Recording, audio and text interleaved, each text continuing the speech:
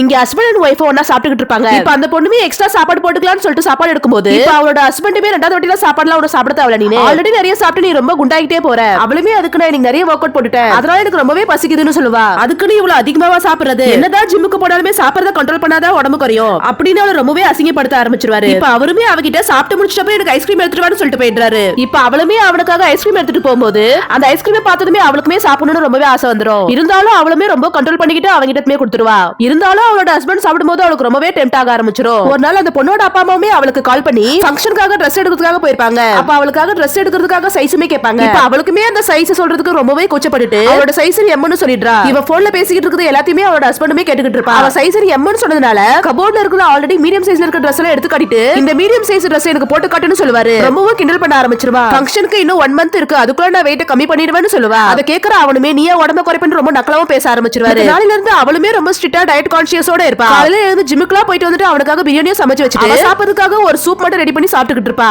அன்னைக்கு நைட் அவளுமே அவளோட ஹஸ்பண்ட் பக்கத்துல போய் படுக்கலாம்னு சொல்லிட்டு போவா. நான் காலையில சீக்கிரமா ஆபீஸ் போறேன்னு சொல்லிட்டு அந்த பொண்ணு அவாய்ட் பண்ண ஆரம்பிச்சிடறான். இப்ப அவளுமே அவன் பண்றதெல்லாம் பார்த்துட்டு உனக்கு என்னதான் பிரச்சனைன்னு கேப்பா. எனக்கு பிரச்சனையே நீதான் இருக்க நீ குண்டாகிட்டே போற, டயட்ல இருக்கன்னு சொல்லிட்டு நீ கிச்சன்ல பிரியாணி சாப்பிட்டு நான் பாத்துட்டேன்னு சொல்லி ரொம்பவே அசிங்கப்படுத்துவாரு. ரொம்பவும் அழுதுகிட்டே அவளும் இப்ப போய் ஐஸ்கிரீம் சாப்பிட ஆரம்பிச்சிருவா. அடுத்த நாள் நைட் அவனுமே ஃப்ரெண்ட்ஸ் எல்லாம் கூட்டிட்டு வந்து வீட்ல பார்ட்டி பண்ணிக்கிட்டு இருப்பா. பார்ட்டில அவனும் ஒரு பொண்ணு கூட ரொம்பவே க்ளோஸா டான்ஸ் ஆடிக்கிட்டு இருப்பா. அத பாக்குற அவளுக்குமே ரொம்பவும் கடுப்பாயிட்டு மியூசிக்கை ஆஃப் பண்ணிட்டு பக்கத்துல வைஃப் இருக்கும்போது வேற ஒரு பொண்ணு கூட டான்ஸ் ஆடுறீ உனக்கு அசிங்கமா இல்லையான்னு பேச ஆரம்பிச்சிருவா. அதுக்கு அவனுமே உனக்கு முன்னாடி உன்னோட தப்பா வந்து நிக்குது, இப்படி எல்லாம் உடம்ப வச்சிட்டு இருந்தா உன் கூட எப்படி நான் டான்ஸ் ஆட முடியும்னு ரொம்பவே அசிங்கப்படுத்த ஆரம்பிச்சிருவா. ஒழுங்கா இங்க இருந்து போயிட்டு என்னோட மூட ஸ்பாயில் பண்ணாதுன்னு சொல்லிட்டு அவன் ஃப்ரெண்டு முன்னாடி நின்னு அசிங்கப்படுத்திடுவா. கொஞ்ச நேரத்துல அந்த பொண்ணுமே பேக் எல்லாம் பேக் பண்ணிட்டு நிக்கிறா. அத பாக்குற அவனுமே இப்பதான் ஒரு நல்ல முடிவு எடுத்திருக்கா, தயவு செஞ்சு சீக்கிரம் கிளம்பி போயிடுன்னு சொல்லுவா. அதுக்கு அவளுமே இது ஒண்ணு என்னோட லக்கேஜ் கிடையாது, இது உன்னோட லக்கேஜ், உன்ன மாதிரி ஒரு ஆள் கூட வாழ்றதுக்கு நான் தனியாவே இருந்துப்பேன், நீ வீட்டு விட்டு போல நான் போலீஸ்க்கு கால் பண்ணி கூப்பிடுவேன். கடைசியில அவனே வீட்டு விட்டு கிளம்பி போயிடுவான்.